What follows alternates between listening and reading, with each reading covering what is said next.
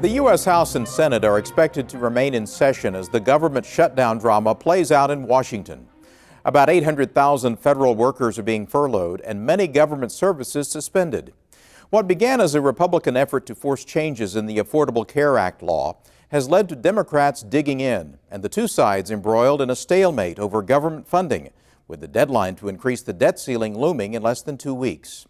In our Newsmaker interview, I talked to 4th District Congressman Tom Cole about the shutdown and the prospects for a resolution. Congressman Cole, the shutdown is now a few days old. On Wednesday, congressional leaders met with the president at the White House. Was that meeting a bust, or did it lay the groundwork for a possible deal? Well, frankly, I think it was a disappointing meeting, I'm sad to say, because it looked more like a photo op. The president, I'm told, delivered the message, look, I'm not going to negotiate on the shutdown, and more importantly, I'm not going to negotiate on the debt ceiling. You're just going to have to raise them automatically, or raise it automatically. So, that's the same position he's had, and, one gets the sense this was more of a checking the box meeting or a kind of photo op meeting as opposed to a substantive one. And frankly, the meeting should have happened a long time ago and should be continuous. I mean, I believe that the President, Speaker, the Majority Leader, and the respective minority leaders ought to be meeting on a daily basis so we can work through this thing quickly and find some common ground. The debt ceiling deadline is October 17th. Speaker John Boehner says he will not let the United States default. You have said that you would vote to extend the debt ceiling, but not without some kind of effort to decrease the debt. Absolutely. Again, I think defaulting on the obligations of the United States is an irresponsible and very dangerous thing to do. We've not done it in 235 years of our history, and we shouldn't start now. Having said that, the debt ceiling exists for a reason, and that is to tell you that, hey, you may be on a dangerous course here. You may be borrowing too much money.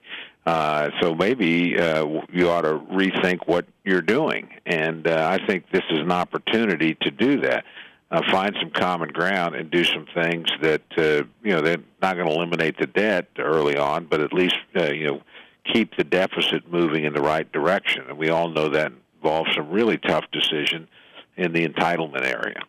Do you think the shutdown will continue until that October 17th debt ceiling deadline? I certainly hope not. Actually, 40 of my colleagues and I floated an idea yesterday, 20 Republicans, 20 Democrats. It was led by a good friend of mine from Pennsylvania, Charlie Dent, and Ron Kind, a Democrat from Wisconsin, and basically it said, why don't we do this? Why don't we eliminate the medical device tax, which is part of Obamacare, replace the revenue with a pension reform, which has actually passed the United States Senate in a transportation bill, and extend the current debt ceiling at current levels, which is frankly a little bit of a Republican victory because we're spending a lot less, through March of next year, the end of March 2014, and negotiate, in that time to find some common ground. I think that's actually a good way forward. Now, the leadership on both sides of the aisle shot it down, but I think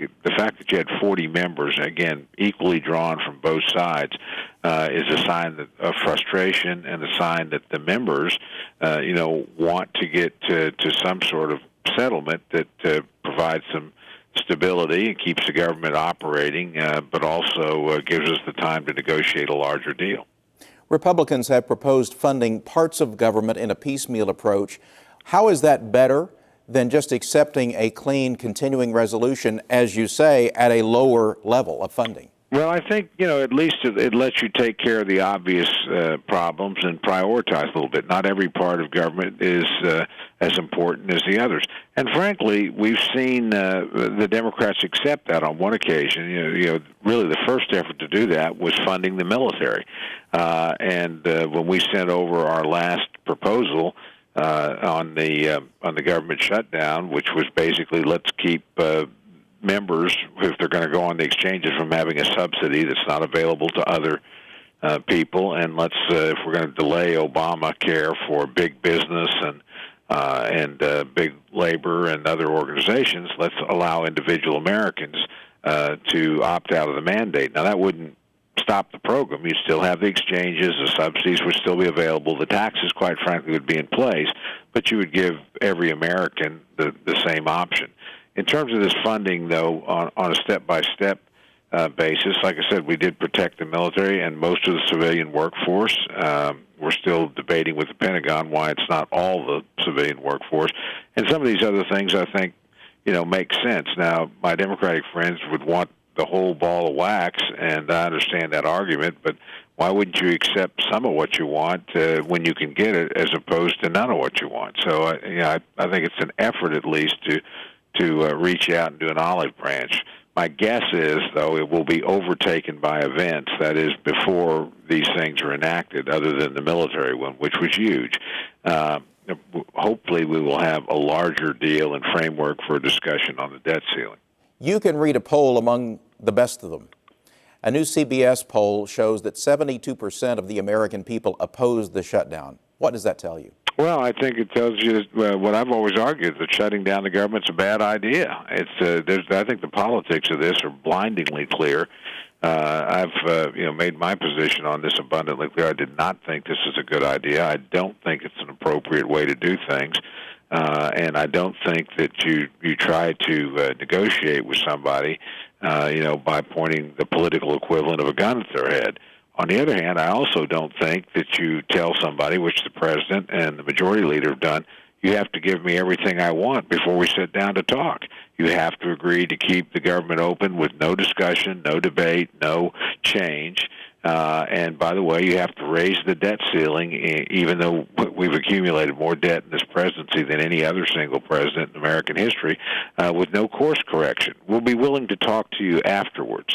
That doesn't strike me as a reasonable position. So honestly, I have to say I'm a little bit in a position that neither side, in my view, has been entirely responsible in this, and I'm glad to see that we've got members on both sides that are trying to push their respective leaderships in the right direction. That's towards some sort of reasonable negotiation and accommodation. Congressman Tom Cole, as always, good visiting with you. Thank you for your time. Thank you very much, Dick.